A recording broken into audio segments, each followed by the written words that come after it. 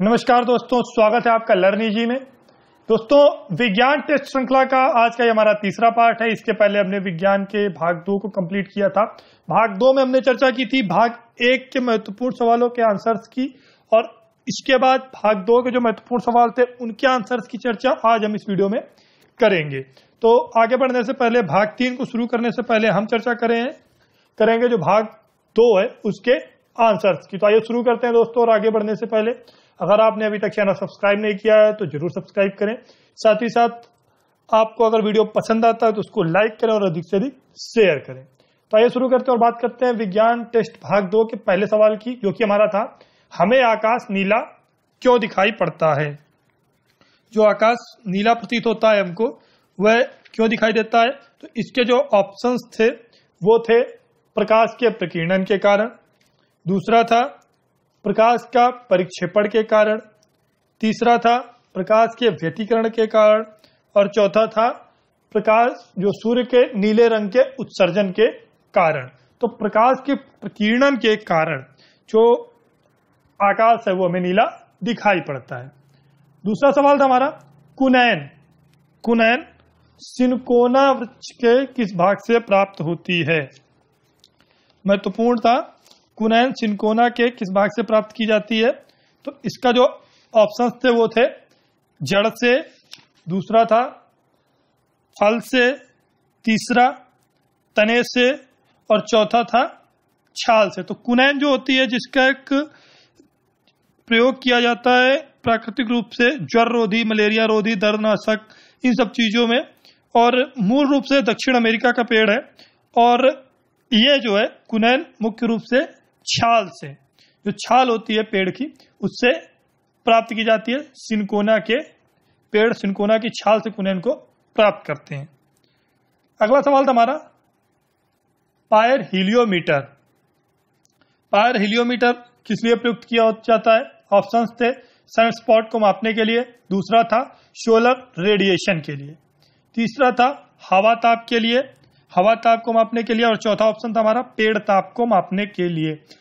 तो pier heliometer का जो प्रयोग होता है वो ऑप्शन बी बिल्कुल सही है, सोलर रेडिएशन को मापने के लिए इसका प्रयोग किया जाता है।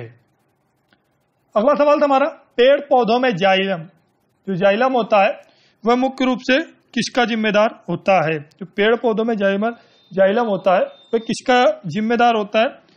तो ऑप्शन थे इसके आहार वहन के लिए, दूसरा था जल वहन के लिए, तीसरा था एमिनो एसिड के वहन के लिए, और चौथा था ऑक्सीजन वहन के लिए।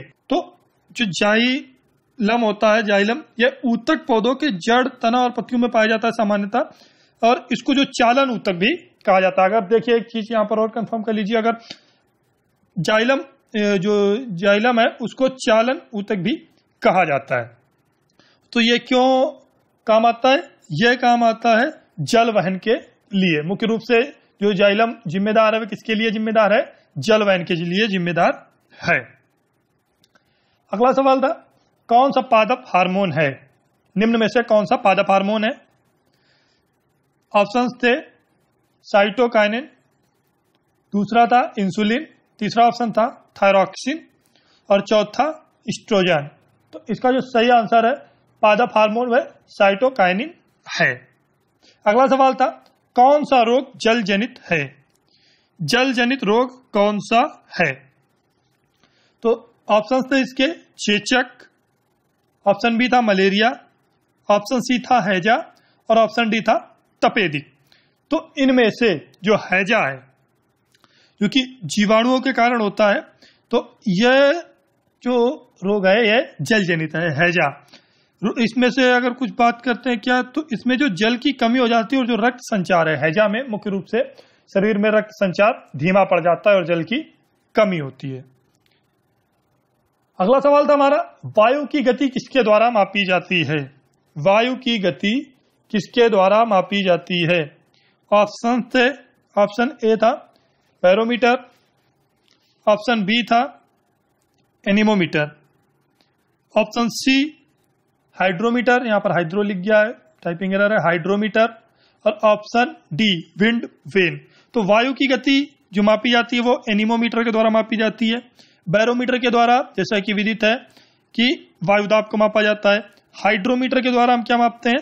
हवा के आपेक्षिक घनत्व को। तो इस प्रकार जो इसका सही आंसर है कि वायु की गति किसके द्वारा मापते हैं, तो वो मापते हैं एनीमोमीटर के द्वारा। अगला सवाल था स्वस्थ मानव नेत्र की न्यूनतम स्पष्ट दूरी क्या है? स्वस्थ मानव नेत्र की न्यूनतम स्पष्ट दूरी ऑप्शन थे आपके 20 centimetre, option B 25 centimetre, option C 30 centimetre और जो ऑप्शन डी था वह 50 सेंटीमीटर। तो इसका जो सही आंसर है वह 25 सेंटीमीटर, 25 सेंटीमीटर सही है। अगला सवाल था बायोगैस संयंत्र से निष्कासित कौन सी गैस? बायोगैस संयंत्र से निष्कासित कौन सी गैस ईंधन के रूप में प्रयुक्त होती है? ऑप्शन थे आपके ब्यूटेन, प्रोपेन, मीथेन और चौथा एथेन। तो बायोगैस संयंत्र से जो गैस उत्पन्न होती है वह आपकी ऑप्शन जो सी है मीथेन, वह बिल्कुल सही है, जो कि एक दहनशील गैस होती है। तो इस प्रकार इसका जो प्रयोग होता है वह ईंधन के रूप में किया जाता है। और बायोगैस से अगर बात करते हैं कि किस किस रूप से गैसें निकलती हैं, तो सबसे ज्यादा मात्रा में मीथेन ही हमको प्राप्त होती है। लगभग 60% तक, 50 से 60% तक मीथेन मिलती है। अगला सवाल था जो पौधे होते हैं वे नाइट्रोजन किस रूप में प्राप्त करते हैं? पौधे नाइट्रोजन किस रूप में प्राप्त करते हैं? ऑप्शंस थे आपके ए नाइट्रेट के रूप में, बी नाइट्रस ऑक्साइड के रूप में, सी अमोनिया के रूप में, ऑप्शन डी नाइट्राइट के रूप में। तो पौधे नाइट्रोजन नाइट्रेट के रूप में प्राप्त करते हैं। तो ये जो हमारे 2 सवाल थे पिछले टेस्ट के पार्ट 2 के, जिसकी हमने व्याख्या के साथ चर्चा की। अब बात करते हैं भाग 3 के महत्वपूर्ण सवालों की, जिनके आंसर्स आपको कमेंट करके बताने हैं। अगर आपको मालूम है तो आपको बताने हैं और कोशिश करिए कि ज्यादा से ज्यादा आप आंसर्स दें, क्योंकि जितना ज्यादा आप कोशिश करेंगे उतना ही आपकी जो मेमोरी पावर है वो शार्प होगी। तो बात करते हैं पहले सवाल की, पार्ट 3 के। पहला सवाल है दीर्घ रेडियो तरंगे पृथ्वी की किस सतह से परावर्तित होती हैं? जो दीर्घ रेडियो तरंगे होती हैं वह पृथ्वी के किस सतह से परावर्तित होती हैं? ऑप्शंस हैं ए क्षोभ मंडल से, ऑप्शन बी आयन मंडल से, ऑप्शन सी क्षोभ सीमा से या ऑप्शन डी समताप मंडल से। तो इसका जो सही आंसर है दीर्घ रेडियो तरंगे, वो आपको बताना है। दूसरा सवाल है कार में दृश्यावलोकन के लिए किस दर्पण का प्रयोग किया जाता है? जो हम कार चलाते हैं या फिर जो अन्य वाहन होते हैं उनमें पीछे के दृश्यों को देखने के लिए, जो पीछे वाहन आ रहे हैं उनको देखने के लिए किस दर्पण का प्रयोग किया जाता है? ऑप्शन है आपके ऑप्शन ए बेलनाकार दर्पण, ऑप्शन बी अवतल दर्पण, ऑप्शन सी उत्तल दर्पण या ऑप्शन डी समतल दर्पण। तो निम्न में से कौन सा आंसर सही है क्वेश्चन नंबर 2 का, वो आपको बताना है। अगला सवाल है निम्न में से किस पौधे में फूल नहीं होते हैं?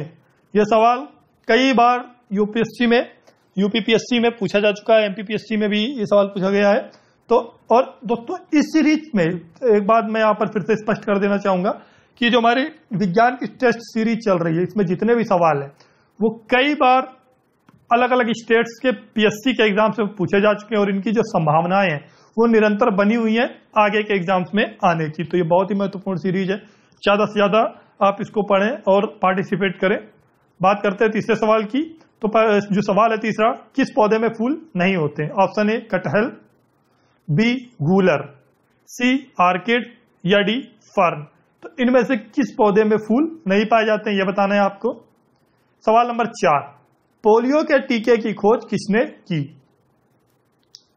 पोलियो के टीके की खोज किसके द्वारा की गई? ऑप्शन ए जॉन साल्क के द्वारा या ऑप्शन बी अलेक्जेंडर फ्लेमिंग के द्वारा, ऑप्शन सी रॉबर्ट कोच के द्वारा या ऑप्शन डी एडवर्ड जेनर के द्वारा। तो किसने जो पोलियो का टीका है वह खोजा, यह आपको बताना है। सवाल नंबर 5, बीसीजी का टीका, बीसीजी का टीका नवजात को कितने दिनों के भीतर लगाया जाना चाहिए? महत्वपूर्ण है, बीसीजी का टीका जो नवजात शिशु होते हैं उनको कितने दिनों के भीतर लग जाना चाहिए? ऑप्शन ए 6 माह के भीतर, ऑप्शन बी 7 दिन के भीतर, ऑप्शन सी जन्म के तुरंत बाद या ऑप्शन डी 1 वर्ष के अंदर। यह आपको बताना है इसका कौन सा सही आंसर है। अगला सवाल है ब्राइटस रोग। जो ब्राइटस रोग है वह शरीर के किस भाग को प्रभावित करता है, ये बताना है आपको। ब्राइटस रोग के द्वारा शरीर का कौन सा भाग प्रभावित होता है। ऑप्शंस हैं ए गुर्दा, बी हृदय, सी तिल्ली या डी यकृत। निम्न में से कौन सा भाग प्रभावित होता है ब्राइटस रोग के द्वारा। अगला सवाल है हमारा पादप कोशिकी जंतु कोशिका से किस प्रकार से भिन्न है। जो पादप कोशिका है वह जंतु कोशिका से किस प्रकार भिन्न होता है।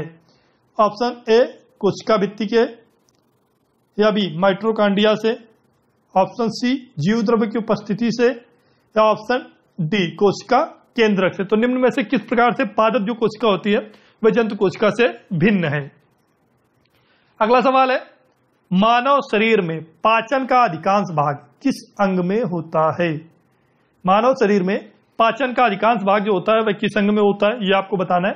ऑप्शन है ए प्रक्रियास में, या ऑप्शन बी बड़ी आंत में, ऑप्शन सी छोटी आंत में, या ऑप्शन डी अमाशय में।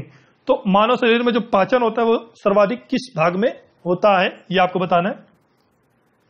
सवाल नंबर 9, जो क्वेश्चन नंबर 9 हमारा नवा सवाल है मानव शरीर में क्रोमोसोम्स जो सोम्स है उनकी संख्या कितनी होती है। क्रोमोसोम कितने पाए जाते हैं मानव शरीर में। सरल सवाल है लेकिन बहुत ही महत्वपूर्ण है। Option A 23, option B 46, option C 44, या ऑप्शन डी 48। तो मानव शरीर में क्रोमोसोम की संख्या कितनी होती है। लास्ट क्वेश्चन हमारा रक्त का थक्का किस विटामिन की कमी के कारण नहीं जम पाता है। अत्यंत महत्वपूर्ण, अत्यंत सरल।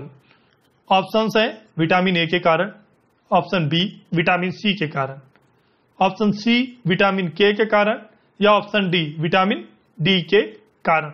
तो निम्न में से किस विटामिन की कमी के कारण रक्त का थक्का मानव शरीर में नहीं जमता है। सो दोस्तों विज्ञान के टेस्ट 3 की श्रृंखला के महत्वपूर्ण सवाल जिनके आंसर्स आपको प्रोवाइड करने हैं, कोशिश करिए कि ज्यादा से ज्यादा आंसर्स आप प्रोवाइड करें।